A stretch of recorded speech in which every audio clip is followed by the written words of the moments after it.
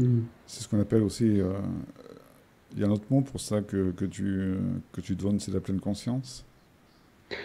Effectivement, c'est la pleine conscience, c'est le fait d'être pleinement présent à tout ce qui se produit ici et maintenant, et je dirais au-delà des pensées, c'est-à-dire ça inclut les pensées, on est présent aux pensées, on peut être présent à nos émotions, on peut être présent à la sensation corporelle, et en même temps plus complètement identifié à ça. C'est-à-dire on peut être présent à la vie en entier, et plus la version, je dirais, partielle que nous offre le mental, c'est-à-dire une interprétation de la vie.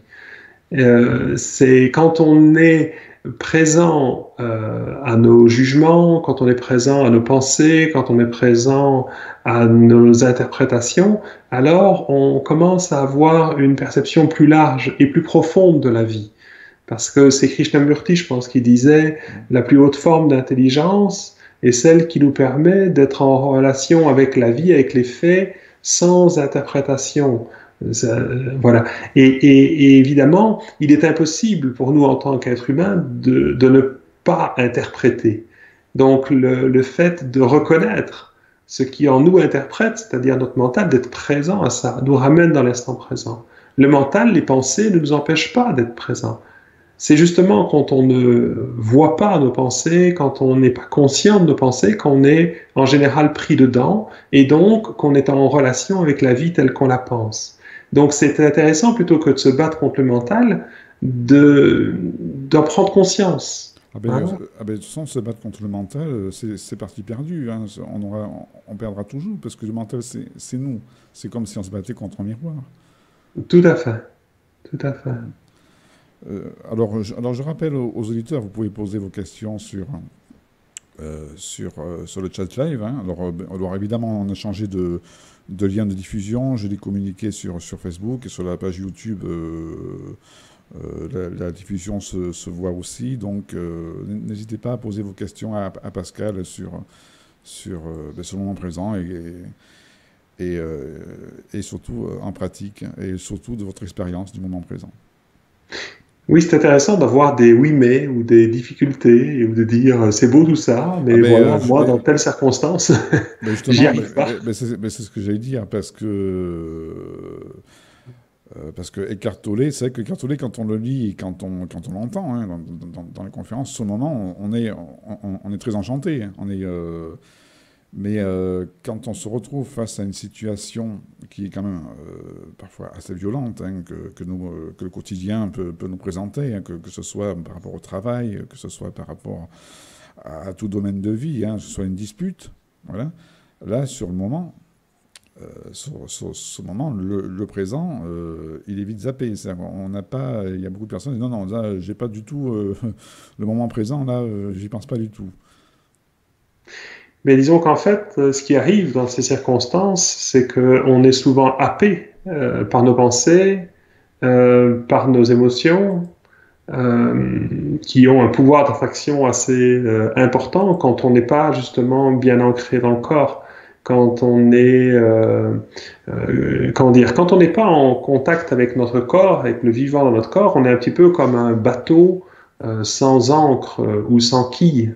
Donc, quand la mer est calme, eh bien, on ne se rend pas compte qu'on n'est pas forcément ancré, mais c'est en période de tempête, dans des circonstances houleuses de la vie, que ces circonstances, un peu comme des vagues sur la mer, nous emportent avec elles. Hein. Quelqu'un me dit quelque chose et waouh, ça m'emporte émotionnellement et dans les pensées, ça me rappelle des choses ou ça génère des peurs de ce qui va C'est comme un tourbillon, arriver. oui, c'est comme un tourbillon qui entoure le soi. Et puis, le truc, c'est quand on est face à un tourbillon, mais il faut s'arrêter. Il faut juste se centrer au milieu.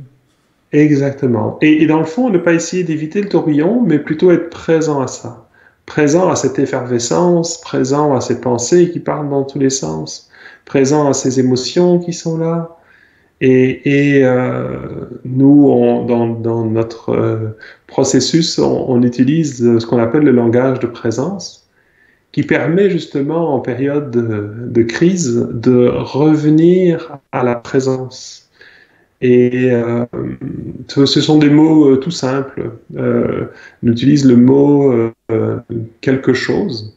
Et en fait, par exemple, quand on est complètement en réaction ou en colère ou triste ou déçu ou choqué de quelque chose, alors en général on est complètement pris dedans. Et c'est sûr que si je dis je suis choqué ou je suis stressé ou en colère ou que sais-je ou complètement perdu dans cette situation que je suis en train de vivre, eh bien en fait je me retrouve complètement identifié à une émotion qui est en train de se vivre. Le fait d'utiliser ce mot quelque chose, eh bien, permet de reconnaître que quelque chose est en train de se produire Oui, et d'être présent à cela. oui, Donc, on va, oui, par exemple, reconnaître intérieurement en disant, voilà, je ressens, ou quelque chose en moi est en colère. Quelque chose en moi se sent perdu là maintenant. Quelque chose en moi est déçu, voilà. Et donc le fait de reconnaître cela, d'être présent à ça, fait qu'on n'est plus entièrement pris dedans. Il commence à y avoir un petit peu d'espace autour. On devient présent à ce qui se passe à l'intérieur de nous plutôt que d'être complètement identifié et donc de voir la vie au travers des yeux de cette partie de nous qui est en réaction. donc, donc on se dissocie de l'événement qu'on vit et en nommant cet événement comme cet événement, ce ressenti. Parce que ça peut être aussi une émotion violente qui nous prend.